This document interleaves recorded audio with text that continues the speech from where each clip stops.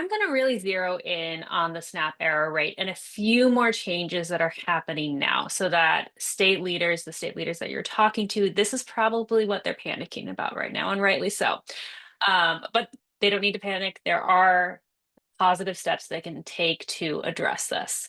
Okay, so what did the One Big Beautiful Bill Act do in SNAP? It did a couple of things, but the real big three that I want to zero in on today is the new state match.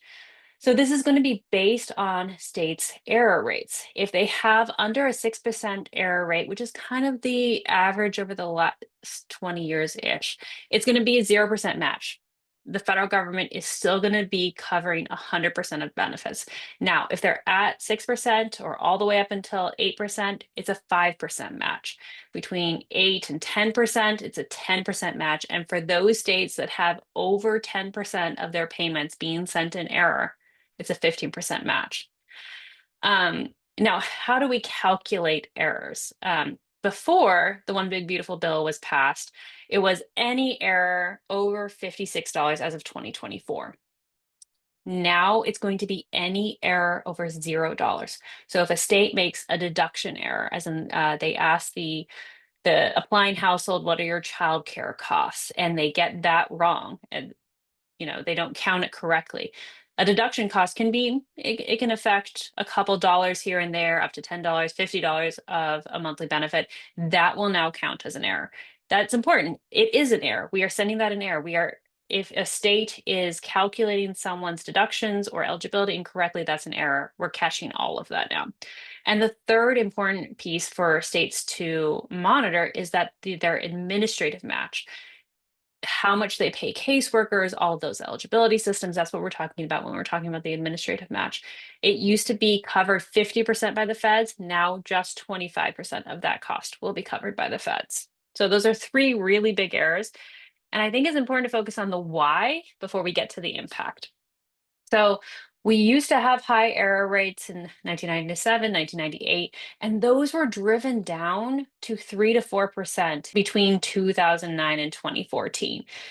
And after COVID, they have skyrocketed. Immediately coming out of COVID, we saw nearly 12% error rates. Right now, they're about 10.93%. Now, these are underpayments and overpayments, but about $1 in $9 is going to someone who does not qualify for the benefit. That's a lot of money when you're talking about $100 billion a year program. So that is why these changes were made in the One Big Beautiful Bill, because the error rates are out of control. The states are the ones implementing. The states have not had skin in the game in ensuring that they drive down their error rates. So the feds created skin in the game.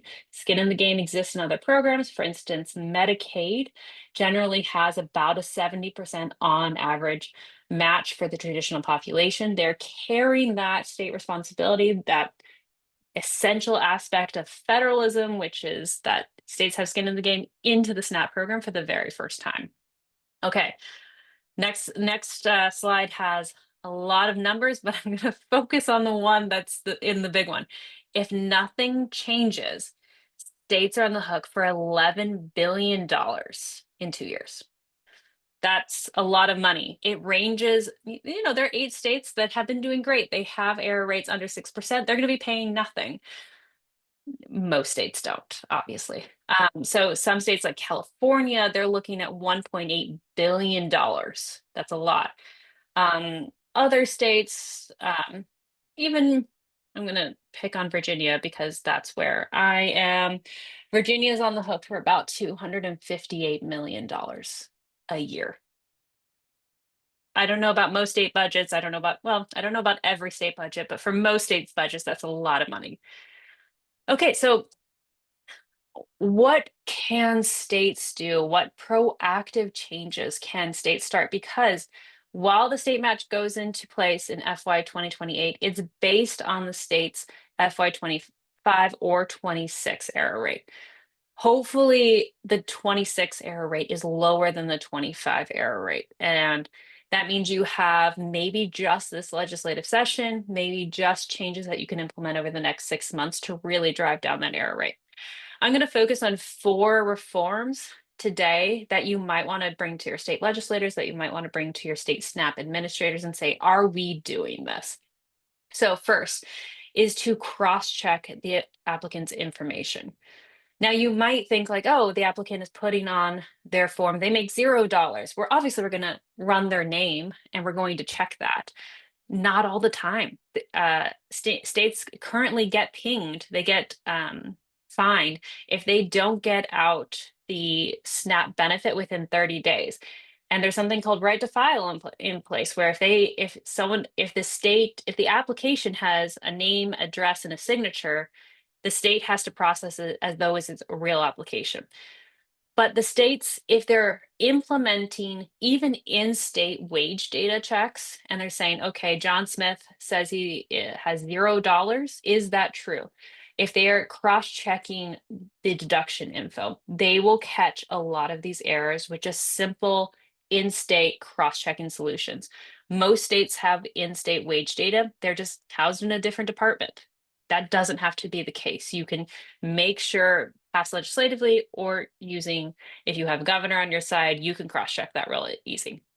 Second, reduce recertification periods. Most states are only checking whether someone is eligible every 12 months. But in this population, there's a lot of churn. A lot of people return to work, their incomes change throughout the year. The error rate will catch that. If you are not checking more frequently, say every 6 months for a non-disabled, non-elderly household, you're not going to catch that, and the QC will. Third is ending simplified reporting. This again gets into, are you checking throughout the year, even cross-checking against those in-state data sources, whether the individual, whether their income changes, whether their deductions changes. Most states have opted into simplified reporting since about 2005. That was implemented to drive down error rates. It has not. Error rates have risen drastically. So you can opt out of simplified reporting. You can put a requirement on the beneficiary that if anything in their income or deduction changes, they have to report it to their local Department of Human Services within 10 days. Those are easy ways to put in common sense solutions. You can also opt out of broad-based categorical eligibility, but these are common sense solutions that you can put in place in the next 6 months to really drive down your error rate so that you're not seeing hundreds of millions of dollars go out of state budgets for errors that really shouldn't be in place in the first place. One more thing I really want to hit as we're looking at implementing the One Big Beautiful Bill overall. As you see in front of you, this is Louisiana safety net. Daniel is going to probably address this later on. But the One Big Beautiful Bill makes a variety of changes across all the big safety net programs. So it's not just SNAP, it's also Medicaid, it's also taxes, it's also workforce with the new Pell Grants. And these changes honestly hit usually the same type of family. So it's the same low income family who's applying for all these programs. And when you're seeking out vendor solutions, when you're seeking out reform solutions, I encourage you not to do it a program at a time. If you're doing cross-checking, it should be for Medicaid and SNAP and workforce. If you're doing ending simplified reporting or lining up redetermination checks, do it across program. There are some provisions in OBA that will require you to do this anyway. For instance, in the Medicaid piece, you're going to have to track out-of-state addresses for the first time. So when you're talking to your state legislators, when you're talking to administrators, think of the safety net. Don't try to apply solutions to just one program at a time. All right, that is everything from me.